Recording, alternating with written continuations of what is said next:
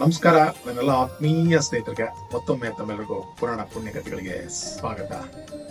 ಶುಕ್ಲಾಂ ವರದನಂ ವಿಷ್ಣು ಶಶಿವರ್ಣಂ ಚತುರ್ಭುಜಂ ಪ್ರಸನ್ನವದನಂ ಧ್ಯಾಯ ಸರ್ವಜ್ಞ ಬೆನಕ ಬೆನಕ ಏಕದಂತ ಪಚ್ಚಕಲ್ಲು ಪಾಣಿಬೆಟ್ಟು ಉಪೋ ವಿಘ್ನೇಶ್ವರನಿಗೆ 20 ನಮಸ್ಕಾರಗಳು. ನಾರಾಯಣ ನಮಸ್ಕೃತ್ಯಂ ನರಂಚ್ಯವ ನರೋತ್ತಮಂ ದೇವಿ ಸರಸ್ವತಿ ವ್ಯಾಸೋ ಚೈವ ತಥೋ ಮುದ್ರೇ. ಶ್ರೀ ಗುರುಭ್ಯೋ ನಮಃ ಶ್ರೀ ಮಾಧುರ್ಯ ನಮಃ. ಸ್ನೇಹಿತರೆ, ಈ ಕಥೆನ ಇವತ್ತು ದೇವಿ ಭಾಗದಿಂದ ಆಯ್ದುಕೊಳ್ಳಲಾಗಿದೆ. ಈ ಕತೆ ಸ್ವಾಹಾದೇವಿ. ಯಾರು ಈ ಸ್ವಾಹಾದೇವಿ? ಎಲ್ಲಿಂದ ಹುಟ್ಟಿ ಬಂದು ಮತ್ತೆ ದೇವತೆಗಳಿಗೆ ಯಾವ ರೀತಿ ಸಹಕರಿಸಿದ್ಲು, ಯಾವ ರೀತಿ ಉಪಯೋಗವಾದ್ಲು, ಮತ್ತೆ ಮುಂದೆ ಈ ದೇವಿ ದ್ವಾಪರಾಯುಗದಲ್ಲಿ ಶ್ರೀಕೃಷ್ಣ ಭಗವಾನರ ಅಷ್ಟಮೈಶ್ರಿಯಲ್ಲಿ ಒಬ್ಬರಾದ್ರು. ಯಾರಿದು ಅನ್ನೋದು ತಿಳ್ಕೊಬೇಕಾ? ಎಲ್ಲೂ ಈ ನನ್ನ ಕಥೆನ ಸ್ಕಿಪ್ ಮಾಡದಂಗೆ ಕೊನೆವರೆಗೂ ನೋಡಿದ್ರೆ ಯಾರು ಅಂತ ಅದು ಗೊತ್ತಾಗುತ್ತೆ. ಸೃಷ್ಟಿ ಕಾಲದ ಪ್ರಾರಂಭದಲ್ಲಿ ಭಗವಾನ್ ಮಹಾವಿಷ್ಣು ಅವರು ನಾರದರೊಮ್ಮೆ ಕೇಳಿದ್ರಂತೆ, ಸ್ವಾಮಿ, ಸ್ವಾಹಾದೇವಿ ಯಾರು, ಯಾತಕ್ಕೋಸ್ಕರ ಈ ಅಮ್ಮ ಬಂದು ಅನ್ನೋ ಕಥೆನ ನನಗೆ ಪರಿಪೂರ್ಣ ಕೇಳು ಅಂತ ಕೇಳಿದಾಗ ಸ್ವಾಮಿ ಹೇಳಕ್ ಪ್ರಾರಂಭ ಮಾಡಿದ್ರು. ಸೃಷ್ಟಿ ಕಾರ್ಯದ ಪ್ರಾರಂಭದಲ್ಲಿ ದೇವತೆಗಳಿಗೆ ತಿಂದಂತ ಆಹಾರ ಯಾವುದು ಮತ್ತೆ ಯಾವುದು ತಿಂದ್ರೆ ನಮ್ಗೆ ಸರಿ ಹೋಗುತ್ತೆ ಅನ್ನೋದು ದೇವತೆಗಳಿಗೂ ಸಹ ಗೊತ್ತಿಲ್ಲ. ಅವರು ಏನು ತಿನ್ನದ ಕಾರಣ ಅವ್ರ ಹೊಟ್ಟೆಯಲ್ಲಿ ಒಂದು ರೀತಿ ಅಸಿಡಿಟಿ ಅಂದ್ರೆ ಹೊಟ್ಟೆ ನೋವು ಪ್ರಾರಂಭ ಆಯ್ತಂತೆ. ಇದೇನಿದು ಆಶ್ಚರ್ಯ ನಿಮ್ಗೆ ಅನ್ಸ್ಬೋದು.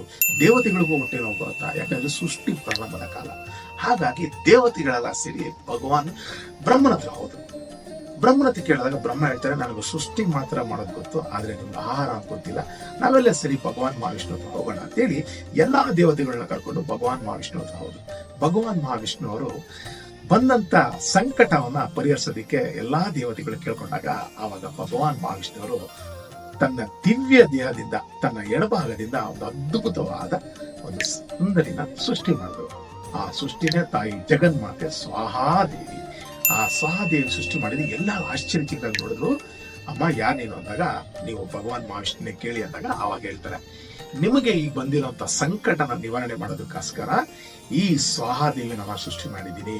ಈ ಸ್ವಾಹಾದ ಇನ್ನು ಮೇಲೆ ಭೂಮಿ ಮೇಲೆ ಯಾರು ಯಜ್ಞ ಯಾಗಾದಿಗಳನ್ನ ಮಾಡ್ತಾರೋ ಈ ಸ್ವಾಹಾದೇವಿ ಇಲ್ಲದೆ ನಿಮಗೆ ಆಹಾರ ತಲುಪೋದಿಲ್ಲ. ಹಾಗಾಗಿ ಈ ಜಗನ್ಮಾತೆನ ನಾನು ಸೃಷ್ಟಿ ಮಾಡಿದ ಕಾರಣ ನಿಮ್ಮೆಲ್ಲರಿಗೂ ಆಹಾರ ಈ ತಾಯಿಯ ಮೂಲಕ ಬಂದು ಹೋಗುತ್ತೆ ಅಂತ ಹೇಳಿ ಭಗವಾನ್ ಮಹಾವಿಷ್ಣು ಕೇಳಿದ್ರು. ಅವತ್ತಿನಿಂದ ನಮಗಳಿಗೂ ಸಹ ಒಳಗಡೆ ಒಂದು ಜಠರಾಗ್ನಿ ಇದೆ. ಆ ಅಗ್ನಿ ಮೂಲಕ ನಾವು ತಿನ್ನುವಂತ ಆಹಾರ ಸರಾಗವಾಗಿ ಜೀರ್ಣ ಆಗಿ ಮತ್ತೆ ಅದು ಎಲ್ಲಾ ಭಾಗಗಳಿಗೂ ಸರಿಯಾಗಿ ಹೋಗೋದಿಕ್ಕೆ ಅತ್ಯುತ್ತಮ ಸಹಕಾರಿ ಈ ಸ್ವಾಹಾದೇವಿ. ಈ ಸ್ವಾಹಾದೇವಿ ದೇವತೆಗಳಿಗೂ ಅಲ್ಲ, ಮನುಷ್ಯರಿಗೂ ಸಹಕಾರಿ ಆದ್ಲು. ಹಾಗಾಗಿ ಈ ದೇವಿ ಅಂದಿನಿಂದ ಭೂಮಿ ಮೇಲೆ ಮಾಡುವಂತ ಪ್ರತಿ ಯಜ್ಞಗಳಿಗೂ ಸ್ವಾಹಾದೇವಿ ಇಲ್ಲದೆ ಯಾವ ದೇವತೆಗಳಿಗೂ ಸಹ ಆಹಾರ ಹೋಗ್ತಿರ್ಲಿಲ್ಲ.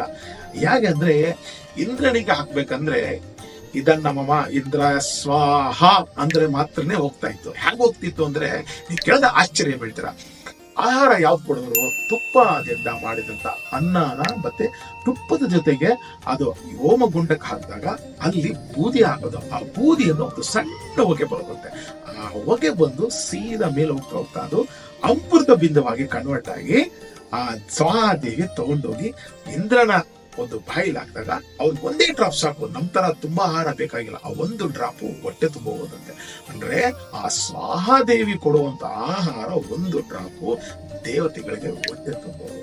ಹಾಗಾಗಿ ಅಂದಿನಿಂದ ಆ ದೇವತೆಗಳು ಆ ಯಮ್ಮನಿಗೆ ಆಶೀರ್ವಾದ, ಅಮ್ಮ ನಿನ್ನಿಂದ ನಮಗೆ ಬಂದಂತ ಸಂಕಷ್ಟನ ನೀನು ದೂರ ಮಾಡಿದೆ, ಹಾಗಾಗಿ ನಾವೆಲ್ಲ ನಿಮಗೆ ಒಂದು ಆಶೀರ್ವಾದ ಮಾಡ್ತಿದ್ದೀವಿ. ಇನ್ನು ಮುಂದೆ ನೀನು ಸ್ವಾಹಾದೇವಿಯಾಗಿ ಸದಾ ನಮ್ ಜೊತೆ ಇರು ಅಂತ ಕೇಳ್ತಾರೆ.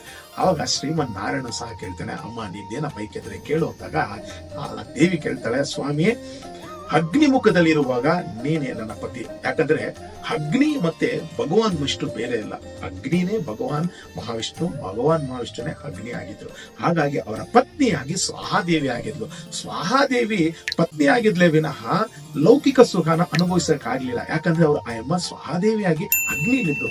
ಅವಾಗ ಆ ಅಮ್ಮ ಕೇಳ್ಕೊಳ್ತಾಳೆ, ಸ್ವಾಮಿ ಮುಂದೆ ನನಗೆ ಅಂದ್ರೆ ನನಗೆ ನೀನು ಪತಿಯಾಗಿ ಬರಬೇಕು, ನಾನು ಸಹ ಲೌಕಿಕ ಸುಖನ ಅನುಭವಿಸಬೇಕು ನಿನ್ನೊಂದಿಗೆ ಅಂತ ಕೇಳುವಾಗ ಭಗವಾನ್ ವಿಷ್ಣು ಹೇಳ್ತಾರೆ, ಮುಂದೆ 28ನೇ ದ್ವಾಪರ ಯುಗದಲ್ಲಿ ನಾನು ಶ್ರೀಕೃಷ್ಣ ಭಗವಾನಾಗಿ ಬರ್ತೀಯ, ಆವಾಗ ನೀನು ನನ್ನ ಪಟ್ಟ ಮಹಿಷಿಯರು 8 ಜನ ಇದ್ದಾರೆ, ಅದರಲ್ಲಿ ನೀನು 5ನೇದಾಗಿರ್ತೀಯ. ಆಗ ನೀನು ನಗ್ನಜೀತ್ ಅನ್ನುವ ಮಹಾರಾಜನಿಗೆ ಮಗಳಾಗಿ ನಾಗ್ನಾಜಿತ್ ಆಗಿರ್ತೀಯ, ನನ್ನ ಬಂದು ವರಿಸ್ತೀನಿ ಅಂತೇಳಿ ಆ ಯಮ್ಮನಿಗೆ ಆಶೀರ್ವಾದ ಮಾಡಿ ಎಲ್ಲಾ ದೇವತೆಗಳನ್ನು ಅವ್ರನ್ನ ಆಶೀರ್ವಾದ ಮಾಡಿ ಕಳಿಸ್ತಾರೆ. ಮುಂದೆ ಆ ಯಮ್ಮ 27ನೇ ದ್ವಾಪರಾಯುಗದಲ್ಲಿ ಕೋಸಲ ರಾಜ್ಯದ ಕೋಸಲಾದಿತ್ಯದ ರಾಜನಾಗಿ ಇರುವಂತ ನಗ್ನಜಿತನ ಮಗಳಾಗಿ ನಾಗ್ನಾಜಿತ ಹುಟ್ಟದ್ದು. ಈ ಯಮ್ಮ ಹುಟ್ಟುವಾಗ ಬಹಳ ಸುಂದರವಾಗಿದ್ಲು. ಮತ್ತೆ ಅದೇ ಸಂದರ್ಭದಲ್ಲಿ ಒಂದು ಘಟನೆ ನಡೀತು. ಪೂರ್ವದಲ್ಲಿ ಹಿರಣ್ಯಕಶಿಪುನು ಕೇಳಿದಿರ.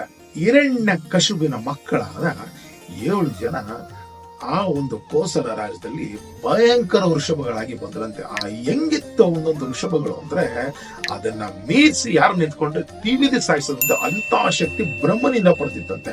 ಅದಕ್ಕೊಂದು ಶಾಪನ ಕೊಟ್ಟಿದ್ದ ಬ್ರಹ್ಮ, ಯಾವತ್ತು ನೀವು ಊಟ ಮಾಡಿ ಅಂದ್ರೆ ರಾತ್ರಿ ಹೊತ್ತು ಊಟ ಮಾಡಿ ವಿಶ್ರಾಂತಿ ಅಂತ ಇದ್ದಾಗ ನಿಮಗೆ ಶಕ್ತಿ ಇರೋದಿಲ್ಲ, ಮತ್ತೆ ನಿಮಗೆ ಅದರ ಸುತ್ತಲೂ ಒಂದು ಗೋಡೆ ಅಂತ ಕಟ್ಟಿಬಿಟ್ರೆ ನೀವು ಅದನ್ನ ಆರಿ ಹೋಗಕ್ಕಾಗಲ್ಲ. ಇದನ್ನ ಅನ್ಕೊಳ್ಳುವಂತ ಶಾಪ. ಯಾಕಂದ್ರೆ ಅವರು ಅಷ್ಟು ದುರಳತನ ಮಾಡಿದ್ರು. ಯಾರು ಸಿಕ್ಕಿದ್ರು ಭೂಲೋಕದಲ್ಲಿ, ಭೂಲೋಕ ಒಂದೇ ಅಲ್ಲ ದೇವಲೋಕದ ಸಹ ಇವರು ವಿಪರೀತ ಹಾವಳಿ ಆಗಿತ್ತಂತೆ. ಹಾಗಾಗಿ ಮುಂದೆ ಇವರು ಒಂದು ಶಾಪನ ಕೊಟ್ಟಿದ್ದಂತೆ. ಮುಂದೆ ದ್ವಾಪರಾಯುಗದಲ್ಲಿ ಶ್ರೀಕೃಷ್ಣ ಭಗವಾನರ ಅವತಾರ ಎತ್ತಿ ನಿಮ್ಮನ್ನ ಸದೆ ಬಳಿತಾರೆ ಅಂತ ಶಾಪನ ಇತ್ತು. ಹಾಗಾಗಿ ಆ ಕೋಶಲ ದೇಶದಲ್ಲಿ ಈ 7 ವೃಷಭಗಳು ಭಯಾನಕ ಹರಡಿಸಿ ಬರುವನ್ನೆಲ್ಲ ಎಲ್ಲಾನು ಧ್ವಂಸ ಮಾಡ್ತಿದ್ರು. ಇದರಿಂದ ತಪ್ಪಿಸ್ಕೊಳ್ಳೋ ಬಗೆ ಹೇಗೆ ಅಂತ ಅವ್ರು ಆಲೋಚನೆ ಮಾಡುವಾಗ ಅವ್ರಿಗೆ ನಾಗ್ನಜಿತ್ ಮಹಾರಾಜರ ಕುಲುಗುರುಗಳಾದ ವಶಿಷ್ಠರಿಗೆ ಇದರ ಬಗ್ಗೆ ಹೇಗಾದ್ರೂ ಒಂದು ಪರಿಹಾರ ಹುಡುಕೊಡಿ ಅಂತ ಕೇಳ್ಕೊಂಡಾಗ ಆಗ ಅವ್ರ ಆಲೋಚನೆ ಮಾಡದಂತೆ, ರಾಜನ್, ಈ ವೃಷಭಗಳು ರಾತ್ರಿ ಹೊತ್ತು ವಿಶ್ರಾಂತಿ ಅಂತ ಇರುವಂತ ಸಂದರ್ಭದಲ್ಲಿ ಆ ರಾತ್ರಿಯಲ್ಲಿ ನಾವು ಹೇಗಾದ್ರೂ ಒಂದು ಬೃಹತ್ತಾದ ಗೋಡೆನ ಕಟ್ಟಬೇಕು, ಇದಕ್ಕೆ ಯಾರು ಸಮರ್ಥರು ಅಂತ ಆಲೋಚನೆ ಮಾಡುವಾಗ ಆ ಕ್ಷಣ ಅವ್ರಿಗೆ ಮನಸ್ಸಿಗೆ ಒಲ್ದಿದ್ದೆ ದೇವಗಳ ಶಿಲ್ಪಿ ಆದಂತ ಸಾಕ್ಷಾತ್ ವಿಶ್ವಕರ್ಮನ ಆ ಕ್ಷಣ ಜ್ಞಾಪಿಸ್ಕೊಂಡಂತೆ. ಆ ಜ್ಞಾಪಿಸಿದ ತಡ ಒಂದು ಕ್ಷಣ ವಿಶ್ವಕರ್ಮನು ಅಲ್ಲಿ ಬಂದ್ಬಿಟ್ರು. ಬಂದು ಸ್ವಾಮಿಗಳೇ ನನಗೆ ಆಜ್ಞೆ ಏನು ಅಂತ ಕೇಳಿದಾಗ ಅವಾಗ ವಶಿಷ್ಠರಂತೆ, ವಿಶ್ವಕರ್ಮರೇ, ನನ್ನ ಕರೆದಿದ್ದಕ್ಕೆ ಬಂದಿದ್ದಕ್ಕೆ ಧನ್ಯವಾದಗಳು. ಈ ಕೋಸಲ ದೇಶಕ್ಕೆ ಒಂದು ಕಂಟಕ ಬಂದಿದೆ. 7 ವೃಷಭಗಳು, ಅದು ಹಿರಣ್ಯಕಶಿಪುವಿನ ಮಕ್ಕಳು ವೃಷಭ ರೂಪದಲ್ಲಿ ಬಂದಿದೆ. ಅದನ್ನ ಸಂಹಾರ ಮಾಡೋದು ಸಾಕ್ಷಾತ್ ಶ್ರೀಕೃಷ್ಣ ಭಗವಾನ್ ಕೈಲ ಮಾತ್ರನೇ. ಆದ್ರೆ ಅದು ಅಲ್ಲಿವರೆಗೂ ಬೇರೆಯವ್ರಿಗೆ ಯಾರು ತೊಂದರೆ ಕೊಡಬಾರ್ದು, ಮತ್ತೆ ಜನನಾಗರಿಕರಿಗೆ ಮತ್ತೆ ಇಲ್ಲಿರೋರಿಗೆ ತುಂಬಾ ತೊಂದರೆ ಕೊಡ್ತಾ ಇರುತ್ತೆ. ಹೇಗಾದ್ರೂ ಮಾಡಿ ಒಂದೇ ರಾತ್ರಿಯಲ್ಲಿ ನೀವು ಒಂದು ದೊಡ್ಡದಾದ ಬೃಹತ್ತಾದ ಗೋಡೆ ಕಟ್ಟಬೇಕು ಅಂತ ಕೇಳ್ಕೊಳ್ತಾರೆ. ಅದು ಮಾಮೂಲಿ ಗೋಡೆ ಆಗಿರ್ಬಾರ್ದು, ಉಕ್ಕಿನಲ್ಲಿ ಮಾಡಿರುವಂತದ್ದಾಗಿರ್ಬೇಕು ಅಂತ.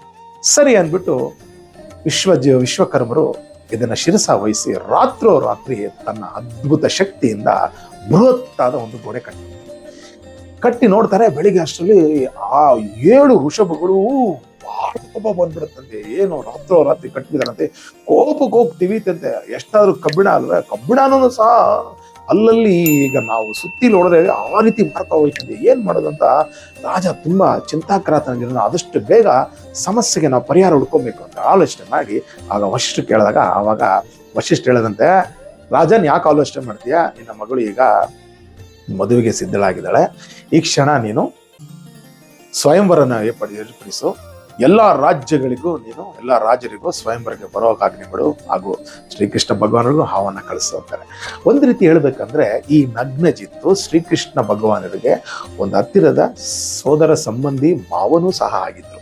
ಹಾಗಾಗಿ ಶ್ರೀಕೃಷ್ಣರಿಗೂ ಮದುವೆಗೆ ಸಮಾರಂಭಕ್ಕೆ ಕರೆಯಲು ಆಯ್ತು. ಎಲ್ಲಾ ರಾಜ ಮಹಾರಾಜರು ಬಂದರು. ಅದನ್ನ ಯಾರು ಇದನ್ನ ಸೋಲಿಸ್ತಾರೋ ಅವ್ರಿಗೆ ನನ್ನ ಮಗಳು ಕೊಡ್ತೀನಿ ಅಂತ ನಗ್ನಜಿತ್ ಮಹಾರಾಜ ಡಂಗೋರ ಸಾರಿಸ್ತಾರೆ. ಎಲ್ಲ ಹೋಗ್ತಾರೆ, ಮೀಸೆ ತಿರ್ಕೊಂಡು ಹೋದವರೆಲ್ಲ ಕೈ ಕಾಲು ಹೊಟ್ಟೆ ಎಲ್ಲ ತೀರಿಸ್ಕೊಂಡು ಕೆಲವೊಬ್ರು ಸತ್ತು ಹೋದ್ರು, ಕೆಲವೊಬ್ರು ಪಾಪ ಅಲ್ಲಿಂದ ಪಾರಾದ್ರು. ಆವಾಗ ಶ್ರೀಕೃಷ್ಣ ಭಗವಾನರು ಕೇಳ್ತಾರೆ, ನಿನ್ನ ಮಗಳನ್ನ ನನಗೆ ಮದುವೆ ಮಾಡ್ಕೊಡು ಅಂದಾಗ ಪರಮಾತ್ಮ ಎಲ್ಲರಿಗೂ ಶಾಸನ ವಿಧಿಸಿದ್ದೀನಿ, ನೀನು ಅದರ ಪ್ರಕಾರ ಆ ವೃಷಭಗಳನ್ನ ಸೋಲಿಸಿದ್ದೆ, ಆದಲ್ಲಿ ನನ್ನ ಮಗಳನ್ನ ಖಂಡಿತ ನಿನಗೆ ಮದುವೆ ಮಾಡ್ಕೊಡ್ತೀವಿ ಅಂದಾಗ ಪರಮಾತ್ಮ ಎಷ್ಟಾದ ಶ್ರೀಕೃಷ್ಣ ಭಗವಾನ್ ಒಳಗೆ ಬಂದು ನೋಡ್ತಾರೆ. ಏನು ವೃಷಭಗಳು ನೋಡ್ತವೆ, ಏನು ಅದ್ರ ಜೊತೆ ಘೋರ ಕಾಳಗ ಮಾಡ್ತಾರೆ. ಘೋರ ಕಾಳಗ ಮಾಡಿ ಬರೀ ಎಡಗೈಯಿಂದಾನೆ ಆ ಹಸುಗಳನ್ನ ಬೆನ್ ಮೇಲೆ ಹೊಡೆದು 7 ಹಸುಗಳನ್ನೂ ಸಹ ಅದರಲ್ಲಿದ್ದಂಥ ಅಸುರ ತತ್ವಗಳನ್ನ ಓಡಿಸಿ ಅದನ್ನ ಶಾಂತ ರೀತಿ ಮಾಡಿ ಅದನ್ನ ಹೊಲ ಉಳಿಸಿದ್ರಂತೆ. ಹೊಲ ಉಳಿಸಿ ಅದನ್ನ ರಾಜನ ಒಪ್ಪಿಸಿ ಆ ನಗ್ನಜಿತ್ ಮಗಳಾದ ನಾಗ್ನಜಿತ್ ಅಂದ್ರೆ 8 ಅಷ್ಟಮೈಶ್ವರ್ಯರು, ರುಕ್ಮಿಣಿ, ಸತ್ಯಭಾಮ, ಜಾಂಬವತಿ, ಭದ್ರ, ಕಾಳಿಂದಿ, ನಗ್ನಜಿತ್, ಲಕ್ಷಣ ಮತ್ತೆ ಸುಂದರಿ, ಇವರು ಇಷ್ಟು ಜನ, ಅದರಲ್ಲಿ 5ನೇ ಅವಳಾದಳು ಈ ನಗ್ನಜಿತ್. ಈ ಅಮ್ಮನ್ನ ಮದುವೆ ಮಾಡಿಕೊಂಡು ಅವಾಗ ಹಿಂದೆ ನಡೆದಿದ್ದನ್ನ ಜ್ಞಾಪಿಸ್ತಾನಂತೆ. ಅಮ್ಮ, ನನ್ನ ಮದುವೆ ಆಯಿತು, ನಾನು ಮುಂದೆಗಡೆ ಅಂದ್ರೆ ನನ್ನ ಈ ದೇಹ ಪರ್ಯಂತ ಆದ್ಮೇಲೆ ಮತ್ತೆ ನೀನು ಅಗ್ನಿನೇ ಹೋಗ್ಸಿರ್ತೀಯ, ಸ್ವಾಹಾದೇವಿ ಆಗಿರ್ತೀಯ ಅಂತೇಳಿ ಆ ಶ್ರೀಕೃಷ್ಣ ಭಗವಾನರು ಅವರಿಗೆ ಆಶೀರ್ವಾದ ಮಾಡಿದ್ರು. ಅಂದಿನಿಂದ ಆ ಅಮ್ಮ ಪರಮಾತ್ಮನಾದ ಶ್ರೀಕೃಷ್ಣ ಭಗವಾನರ ದೇಹ ಪರ್ಯಂತ ನಂತರ ಮತ್ತೆ ನಾಗ್ನಚಿತಮ್ಮ ಸ್ವಾಹಾದೇವಿಯಾಗಿ ಸೇರ್ಕೊಂಡ್ರು. ಇವತ್ತು ಆ ಸ್ವಾಹಾದೇವಿನೇ ಇಲ್ಲ ಅಂದ್ರೆ ನಾವೆಲ್ಲ ತಿಂದಂತ ಆಹಾರ ಜೀರ್ಣ ಮಾಡ್ಕೊಳ್ಳೋಕೆ ಖಂಡಿತ ಸಾಧ್ಯ ಆಗ್ತಿರ್ಲಿಲ್ಲ ಅಂತ ಹೇಳ್ತಾ ಈ ಕಥೆನ ಇಲ್ಲೇ ಮುಗಿಸ್ತೀನಿ ಸ್ನೇಹಿತರೆ. ಈ ಕತೆ ನಿಮ್ಗೆ ಇಷ್ಟ ಆಗಿದ್ರೆ ದಯವಿಟ್ಟು 4 ಜನಕ್ಕೆ ಶೇರ್ ಮಾಡಿ. ಮತ್ತೊಂದು ಒಂದು ಪ್ರಮುಖ ವಿಚಾರ ನಿಮ್ಗೆ ಹೇಳ್ತೀನಿ ಸ್ನೇಹಿತರೆ. ನಾನು ಯಾಕೆ ಈ ಕಥೆಗಳನ್ನ ಮಾಡ್ತಾ ಇದ್ದೀನಿ ಅಂದ್ರೆ, ನೋಡಿ, ದೇವರ ಸೇವೆ ಅಂತಾರೆ. ದೇವರ ಸೇವೆ ಅನೇಕ ವಿಧದಲ್ಲಿದೆ. ನಾನು ಕಲ್ತಿರೋದನ್ನ 4 ಜನಕ್ಕೆ ತಿಳಿಸ್ಬೇಕು ಅನ್ನೋದು ನನ್ನ ಗುರುಗಳ ಆಜ್ಞೆ ಆಯಿತು. ನನ್ನ ಗುರುಗಳು ಒಂದು ಮಾತು ಹೇಳಿದ್ರು, ಕಲ್ತಿರೋದನ್ನ ನಿನ್ನಲ್ಲಿ ಇಟ್ಕೊಂಡ್ಬೇಡ, 4 ಜನಕ್ಕೆ ಉಪಯೋಗ ಆಗಬೇಕು. ಅವಾಗ ಅವರೊಂದು ಮಾತು ಹೇಳಿದ್ರು, ನೋಡು, ಈಗಿನ ಕಾಲದಲ್ಲಿ 2 ರೀತಿ ಮನುಷ್ಯ ತನ್ನ ಜೀವನನ ಉದ್ಧಾರ ಮಾಡ್ಕೊಂಡ್ಬಂದಿರುತ್ತೆ. ಮಾಡಿದ ಪಾಪಗಳನ್ನ ಆ ಕ್ಷಣ ಮುಂದೆ ಹೋಗ್ತಾ ಹೋಗ್ತಾ ಹೋಗ್ತಾ ಆ ಪಾಪಗಳು ಕ್ರಮೇಣ ಕ್ಷೀಣಿಸುತ್ತಂತೆ. ಯಾವುದರಿಂದ ಅಂದ್ರೆ 2ರಿಂದ ಅಂತ ಹೇಳಿದ್ರು. ಒಂದು, ತೀರ್ಥಯಾತ್ರೆ ಮಾಡೋದ್ರಿಂದ, ತೀರ್ಥಕ್ಷೇತ್ರಗಳನ್ನ ಸುತ್ತೋದ್ರಿಂದ, ಅಲ್ಲಿ ನದಿಗಳನ್ನ ಸ್ನಾನ ಮಾಡೋದ್ರಿಂದ, ಅಲ್ಲಿ ದೇವರುಗಳನ್ನ ದರ್ಶನ ಮಾಡ್ಕೊಂಡು ಬರೋದ್ರಿಂದ, ಆ ಸ್ಥಳಗಳನ್ನ ತುಳಿಯೋದ್ರಿಂದ ನಮ್ಮ ಅರ್ಧ ಪಾಪಗಳು ನಶಿಸುತ್ತಂತೆ. ಜೊತೆಗೆ ಇನ್ನೊಂದು ಸಹ ಹೇಳಿದ್ರು, ಏನಪ್ಪಾ ಅಂದ್ರೆ, ನಾವು ಆರ್ಥಿಕವಾಗಿ ಎಲ್ಲರಿಗೂ ಆ ಅನುಕೂಲ ಇರೋದಿಲ್ಲ, ತೀರ್ಥಯಾತ್ರೆ ಸುತ್ತುವಂತ ಅನುಕೂಲ ಇರಲ್ಲ.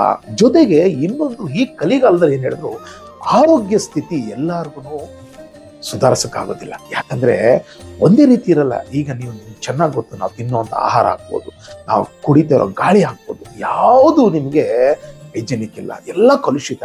ಹಾಗಾಗಿ ಮನುಷ್ಯನ ಒಂದು ಆರೋಗ್ಯದ ಮೇಲೆ ಬಹಳ ಪರಿಣಾಮ ಬಿದ್ದು ಎಲ್ಲಾ ಕಡೆ ಓಡಾಡಿ ನಷ್ಟ ಮಾಡಕ್ ಆಗಲ್ಲ ಅಂತೇಳಿ ವ್ಯಾಸ ಮಹಾರಾಜರು ಹೇಳಿದ್ರಂತೆ, ಯಾರು ಅತ್ಯಂತ ಶ್ರದ್ಧಾ ಭಕ್ತಿಯಿಂದ ಪುರಾಣ ಪುಣ್ಯ ಕಥೆಗಳನ್ನ ಕೇಳ್ತಾರೆ ಅವ್ರಿಗೆ ಪುಣ್ಯಕ್ಷೇತ್ರಗಳು ಹೋಗಿ ಬರುವಂತ ಫಲ ಸಿಗುತ್ತೆ, ಅವ್ರಿಗೆ ಪಾಪಗಳು ಆದಷ್ಟು ಬೇಗ ನಶಿಸುತ್ತೆ ಅಂತೇಳಿ ಸಾಕ್ಷಾತ್ ವೇದವ್ಯಾಸರು ಹೇಳಿದ್ರು.